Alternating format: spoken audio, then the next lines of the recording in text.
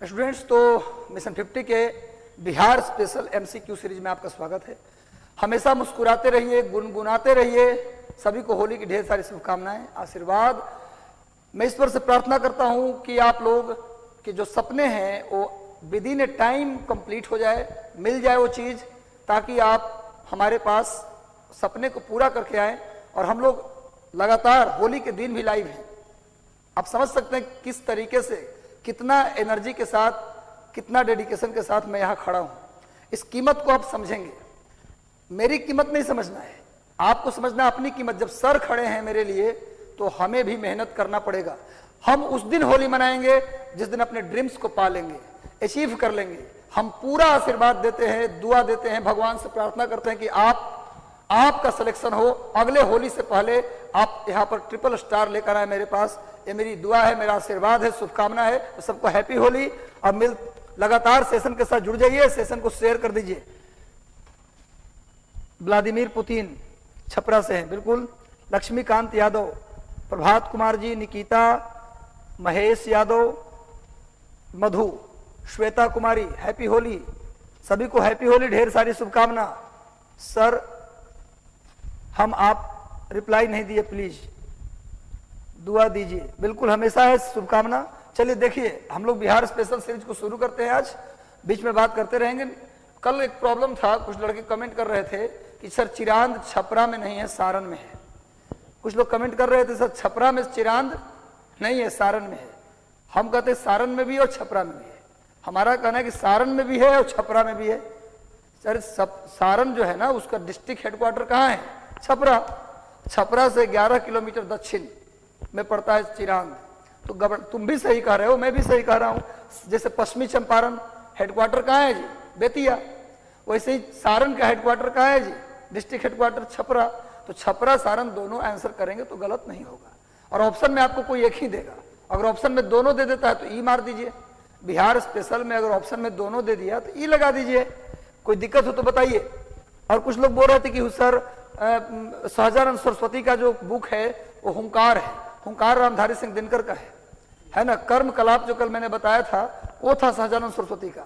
हुंकार रामधारी सिंह दिनकर का था। ठीक है, तो आप लोग एक बार फैक्ट चेक कर ले, कोई दिक्कत नहीं है। अगर कहीं दिक्कत होगा तो हम खुद भी उसको, अगर मान लीजिए मैं भी कभी मान लो कोई आंसर ऐसा होगा मैं विवादित बता दिया तो करेक्ट कर दूंगा। लेकिन कल बिल्कुल सही आंसर किया गया था।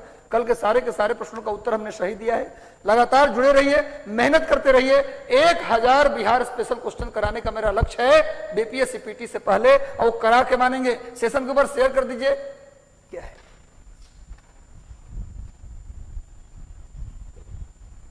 सर?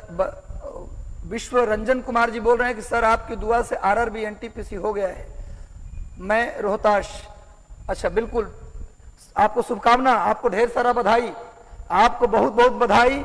विश्वकर्मा, आपको बहुत सारा बधाई हमारे तरफ से। आपका एनटीपीसी आरआरबी में हुआ। हम चाहते हैं कि आप रेलवे बोर्ड का ऑफिसर बन करके आए। हमारी शुभकामना, आशीर्वाद है, इसी तरक्की करते रहिए। मेरा बधाई है। अब पूरे मिशन 50 की तरफ से आपको इस सिलेक्शन के लिए बधाई, शुभकामना। चलिए, सविनय अवज्ञा आंदोलन के दौरान कहां के जेल में कैदियों ने विदेशी वस्त्र पहनने से इनकार कर दिया और नंगी हड़ताल किया? किस सविनय अवज्ञा आंदोलन कब हुआ था? 1930 में। सविनय अवज्ञा आंदोलन कब हुआ, कब शुरू हुआ? सविनय अवज्ञा आंदोलन, इसकी शुरुआत हुई 6 अप्रैल 1930 को। उस समय इस आंदोलन के दौरान कहां के जेल में कैदियों ने नंगी हड़ताल कर दी? छपरा, कटिहार, भागलपुर या मुंगेर? सब लोग आंसर कीजिए। कहां के जेल में नंगी हड़ताल कर दिया? बताइए, इसका सही उत्तर क्या होगा? सब लोग आंसर कीजिए, सब लोग जल्दी से आंसर कर दीजिए। इसका सही उत्तर क्या होगा? छपरा। छपरा जेल में कैदियों ने नंगी हड़ताल की थी 6 अप्रैल 1930। सविनय अवज्ञा आंदोलन, उस समय बिहार में कौन सा आंदोलन हुआ? बिहार में सविनय अवज्ञा आंदोलन के दौरान कौन सा आंदोलन हुआ? पहला आंदोलन हुआ शराब बंदी आंदोलन।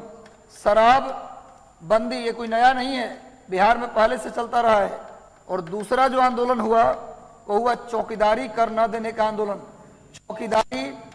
चौकीदारी कर न देने का आंदोलन, न देने का आंदोलन। नोट कर लीजिए, बिहार में सविनय अवज्ञा आंदोलन के दौरान 2 आंदोलन हुआ, शराबबंदी आंदोलन और चौकीदारी कर न देने का आंदोलन। 6 अप्रैल 1930 नमक कानून तोड़ा गया। गांधी जी ने 12 मार्च से लेकर 6 अप्रैल तक एक यात्रा किया जिसका नाम था दांडी मार्च। दांडी मार्च ये हुआ साबरमती से दांडी के बीच, नोट कर लीजिए। चलिए नेक्स्ट आते हैं, छपरा में नंगी हड़ताल हुआ। एक बार लाइक कर दीजिए सेशन को शेयर कर दीजिए। सबको होली की शुभकामनाएं। अगला क्वेश्चन, 1830 ईस्वी के दशक में पटना नगर केंद्र था किसका? सन्यासी विद्रोह, मुंडा विद्रोह, गोदखारी विद्रोह या बहावी आंदोलन? सब लोग जल्दी से बताइए। बहावी आंदोलन, सन्यासी विद्रोह, मुंडा विद्रोह, गोदखारी विद्रोह। 1830 के दशक में पटना और एक और नगर लुधियाना। पटना और लुधियाना, पटना नगर बिहार में और पंजाब के लुधियाना सतलुज नदी किनारे है। लुधियाना, यदि आप जम्मू जाइएगा ना बस से ट्रेन से तो लुधियाना रास्ते मिलता है। लुधियाना बताइए, पंजाब के लुधियाना और पटना किस विद्रोह का केंद्र था? जल्दी बताओ, ये नोट कर लेना है। पूरे भारत में किस विद्रोह का केंद्र था? पंजाब का लुधियाना और बिहार का पटना। सही उत्तर होगा बहावी आंदोलन। बहावी आंदोलन चला 1830 से लेकर 1888 तक, लेकिन इसका दमन 1862 में हो गया था। चला कब तक? 88 तक, लेकिन दमन कब कर दिया गया? 1862 में, जब गवर्नर था लॉर्ड एल्गिन। क्वेश्चन आ जाए, बहावी आंदोलन का दमन किसने किया था? Lord Elgin. लॉर्ड एल्गिन लिख लीजिए, किस गवर्नर ने बहावी आंदोलन का दमन किया? तो लॉर्ड एल्गिन। 1830 से लेकर 1888 तक आंदोलन चला, लेकिन 62 में इसको दबा दिया गया। बाकी चलता रहा आगे, लेकिन 62 में इसको दबा दिया गया लॉर्ड एल्गिन के द्वारा। तो बहावी आंदोलन पटना और लुधियाना, भारत में इसके 2 केंद्र थे। नोट कर लीजिए। आगे आइए, इससे बेहतर सवाल नहीं मिलने वाला। जो सवाल मैंने उठाया है आपके लिए, बेहतर से बेहतर सवाल उठाया है। किस वर्ष उड़ीसा बिहार से पृथक हुआ? उड़ीसा बिहार से किस वर्ष अलग हुआ? जल्दी से उत्तर दीजिए। बिहार उड़ीसा बिहार से किस वर्ष अलग हुआ? सभी लोग उत्तर कीजिए। 1930, 1933, 1936, 1938। बताइए कब अलग हुआ उड़ीसा?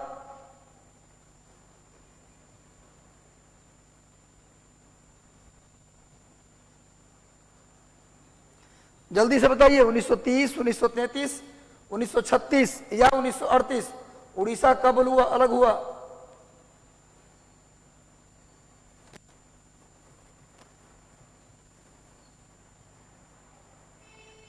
उड़ीसा बिहार से कब अलग हुआ? सभी लोग जल्दी से आंसर कर दीजिए।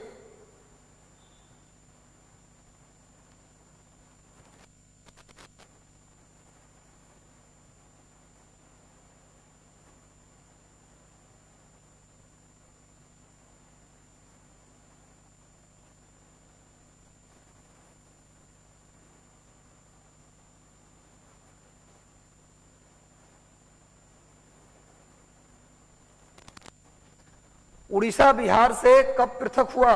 सभी लोग उत्तर सही दे रहे हैं, सबका आंसर सही है भाई। 1936। 1936 में उड़ीसा बिहार से अलग हो गया। और बिहार बंगाल से कब अलग हुआ? बिहार बंगाल से कब अलग हुआ भैया? आने वाला है 22 मार्च 1912 को बिहार बंगाल से अलग हुआ। और उड़ीसा बिहार से कब अलग हुआ? 1936 में। बिल्कुल सही उत्तर आप लोगों ने दिया है। अगला प्रश्न का उत्तर जल्दी से दीजिए। बोध गया में महाबोधि मंदिर बनवाया गया, जहां क्या हुआ था?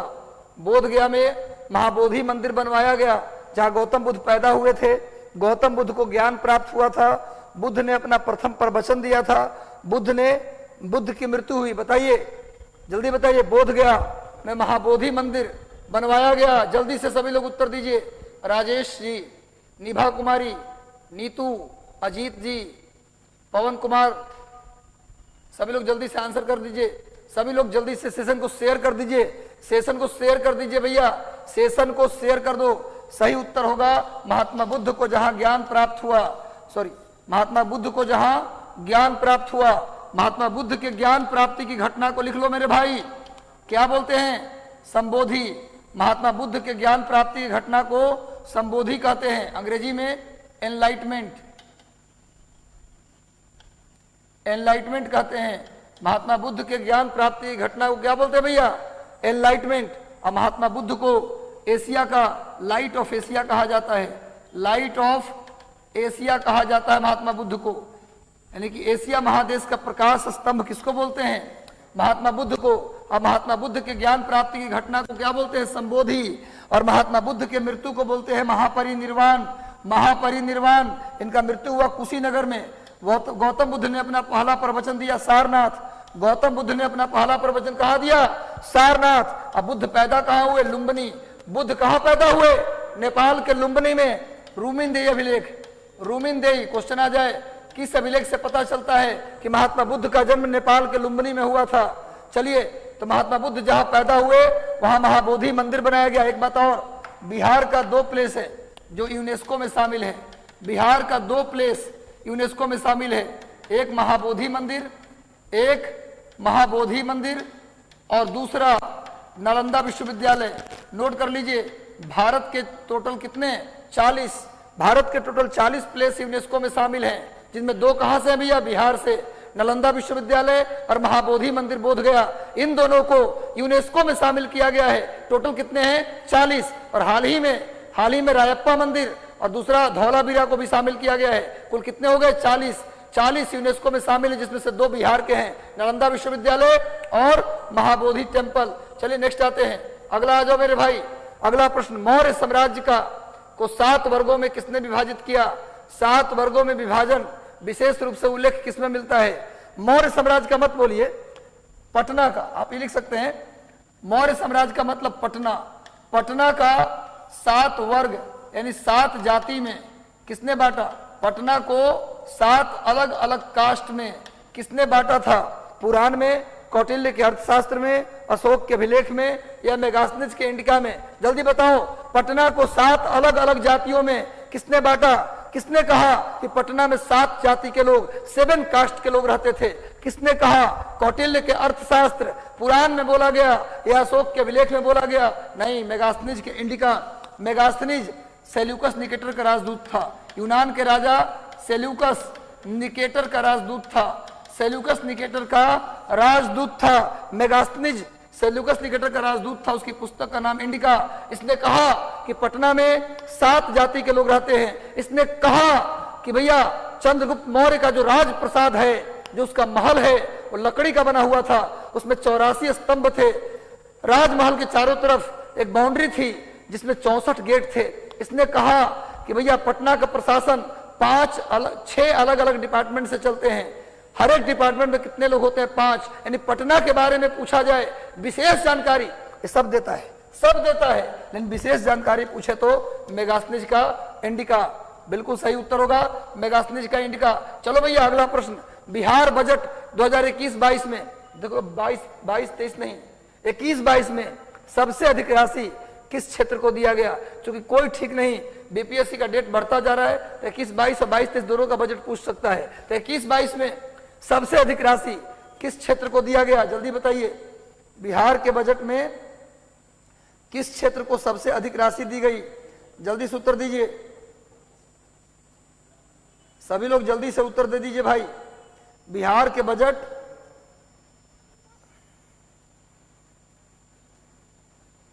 बिहार के बजट 21-22 में किस क्षेत्र को ज्यादा फोकस किया? इस बार भी वही है, नोट कर लेना, शिक्षा।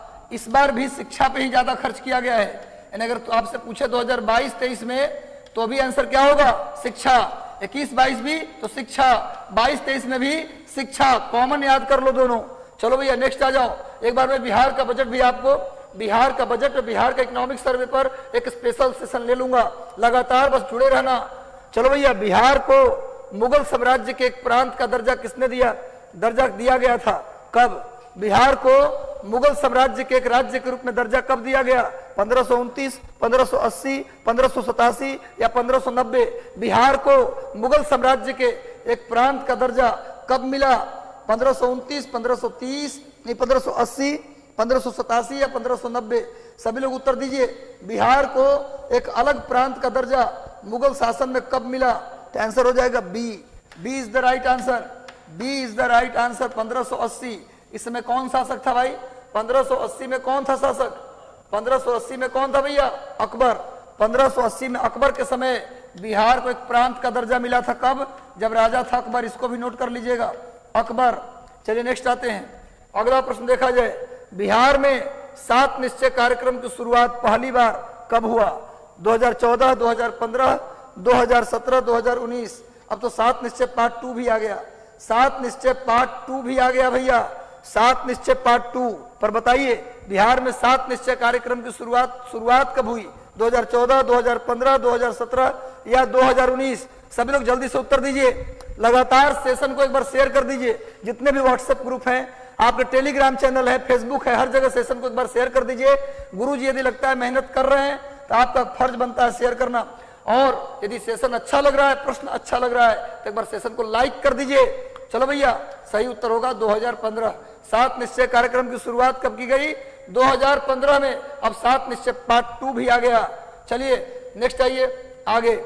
बिहार विधानसभा में प्रस्तुत 2020-21 के आर्थिक सर्वेक्षण के अनुसार राज्य की वास्तविक आर्थिक वृद्धि दर 2019-20 में कितने प्रतिशत रही?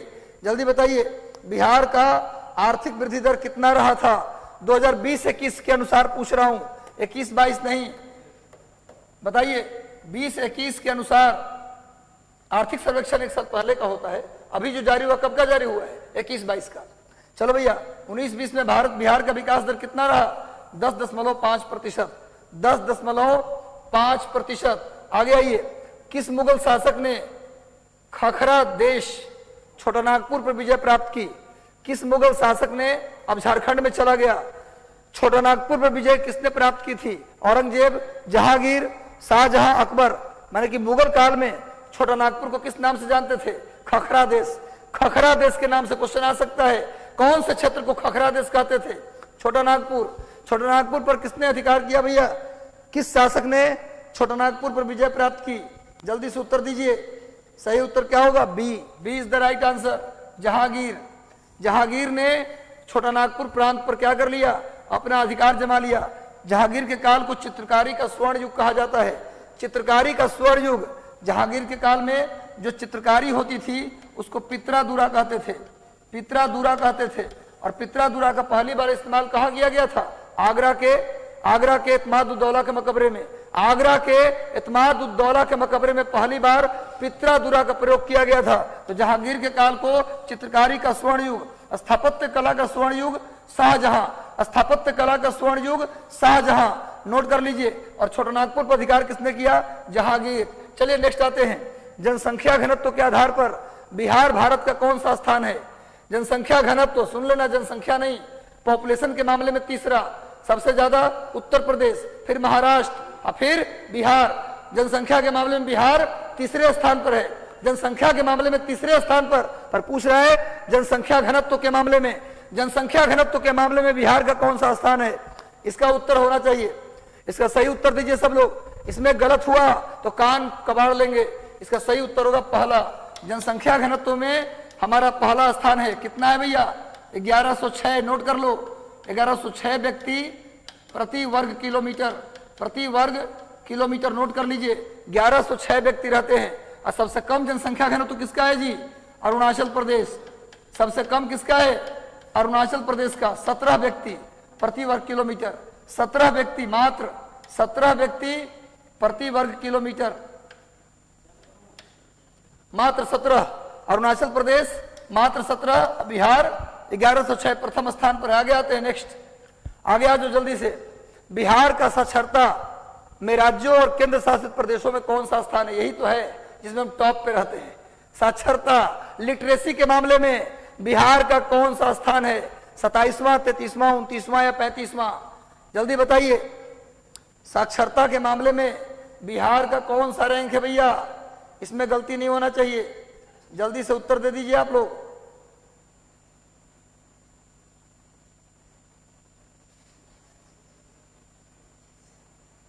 कौन सा स्थान है भैया? सही उत्तर क्या होगा? 35वां। 35वां स्थान है शिक्षा के मामले में। हालांकि नीतीश कुमार प्रयास कर रहे, ठीक हो जाएगा। भगवान महावीर को कहां निर्वाण प्राप्त हुआ? निर्वाण प्राप्त हुआ राजगीर, पावापुरी। निर्वाण, देखो बौद्ध धर्म में मरने को बोलते हैं महापरिनिर्वाण और जैन में निर्वाण बोलते हैं। चलो भैया, कहां निर्वाण प्राप्त हुआ? राजगीर, पावापुरी। यानी महावीर जहां मरे जहां मृत्यु हुआ वो कौन सा जगह है, जल्दी बताओ। राजगीर, पावापुरी, पाटलिपुत्र या वैशाली? महावीर की मृत्यु कहां हुई, जल्दी बताओ। पावापुरी। क्या आंसर होगा? जन्म हुआ कुंडग्राम में, जन्म हुआ वैशाली के कुंडग्राम में, और मृत्यु हुआ नालंदा के पावापुरी। मृत्यु नालंदा के पावापुरी, नोट कर लेना, और जन्म कुंडलपुर ग्राम। और ज्ञान प्राप्त महावीर को कहा हुआ? जिम्भ्रिका ग्राम। जिम्भ्रिका ग्राम रिजुपालिका नदी के किनारे। महावीर के माता का नाम त्रिशला, पिता का नाम सिद्धार्थ, पुत्री का नाम अन्योजा प्रियदर्शनी, दामाद का नाम जामाली। और जैन धर्म में 5वां महाव्रत किसने जोड़ा? महावीर ने जोड़ा, ब्रह्मचर्य। और जैन धर्म के पहले तीर्थंकर कौन थे? ऋषभदेव। 23वें तीर्थंकर कौन थे? काशी के राजा अश्वसेन के पुत्र पार्श्वनाथ। इन सारी बातों को नोट कर लेना मेरे भाई। चलिए नेक्स्ट आइए। तुगलक काल में बिहार की राजधानी कहां थी? तुगलक काल में मोहम्मद बिन तुगलक, गयासुद्दीन तुगलक, उसके काल में बिहार की राजधानी कहां थी? पटना, बिहार शरीफ, बोधगया या वैशाली? सब लोग बताइए कहां थी राजधानी, जल्दी बताइए। तुगलक काल में बिहार की राजधानी कहां थी?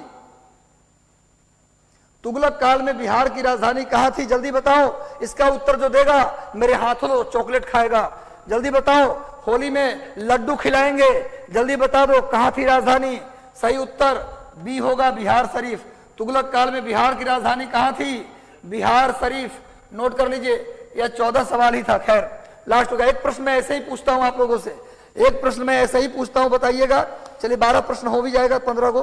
बिहार में पहली बार महिलाओं के लिए जेंडर बजट कब पारित किया गया? अगला प्रश्न आपसे मैं ऐसे ही पूछ रहा हूं, बिहार में पहली बार जेंडर बजट कब पारित किया गया? पहली बार बिहार में महिलाओं के लिए जेंडर बजट कब पारित किया गया? चलिए आपके सामने ऑप्शन 4 है। 27 अप्रैल 2008, 27 मार्च 2008, 26 मार्च 2008, 28 मार्च 2008। जल्दी बताइए बिहार में पहली बार जेंडर बजट कब पारित किया गया? जेंडर बजट कब पारित किया गया? सही उत्तर क्या होगा? 27 मार्च 2008। पहली बार जेंडर बजट 27 मार्च 2008। 27 मार्च, नोट कर लीजिए। पहली बार बिहार में 27 मार्च 2008 को पहली बार बिहार में जेंडर बजट पारित किया गया। और एक प्रश्न और सुन लीजिए, बिहार में पहली बार किस वित्त मंत्री ने आर्थिक सर्वेक्षण पेश किया था? बिहार में पहली बार किस वित्त मंत्री ने आर्थिक सर्वेक्षण पेश किया था? इसका सही उत्तर होगा सुशील कुमार मोदी। इतनी बातें आप याद रखिए। कैसा लगा सेशन, एक बार कमेंट करके बताइए कैसा लगा सेशन। और सेशन को एक बार लाइक जरूर कर दीजिए, सेशन को लाइक कर दीजिए, सेशन को लाइक कर दीजिए। चैनल पर नए हैं तो सब्सक्राइब कर लीजिए, बेल आइकन दबा दीजिए। इसका पीडीएफ चाहिए तो 3 टेलीग्राम चैनल है, मिशन 50 IAS, मिशन IAS और डॉक्टर रंजीत कुमार सिंह IAS। इन तीनों चैनल को आप ज्वाइन कर लीजिए, आपको सारा पीडीएफ मिल जाएगा। मिलते हैं कल फिर 5:30-6 बजे पूरे दम के साथ, जोर के साथ, जुनून के साथ, जोश के साथ। तब तक के लिए शुभ रात्रि, शुभकामना। Thank you, all the best.